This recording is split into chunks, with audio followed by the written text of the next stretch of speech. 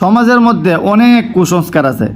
এর মধ্যে একটা কুসংস্কার হলো কি জানেন, সেটা হলো যদি কারো ঘরের কেহ মারা যায় তাহলে স্বাভাবিক 3 দিন পর্যন্ত ওই ঘরে রান্নাবান্না করে না।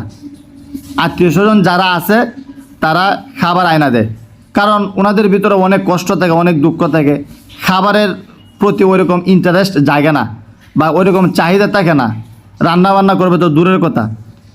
এই জন্য দুঃখ ক্লান্তি থাকা অবস্থায় রান্নাবান্না করা এটা সমীচীন দেখা না, ভালো দেখা না। এই জন্যে আত্মীয় স্বজন যারা আছে ওনারা আয়না দেয়।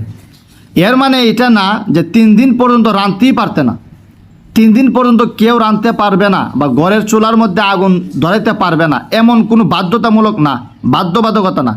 যদি ঘরের কেউ রাঁধতে পারে, ওইরকম কেউ যদি তাকে করতে পারে, কোনো সমস্যা নাই, কিন্তু এটা একদম মানে করতেই পারবে না ওইরকম কোনো কিছু না।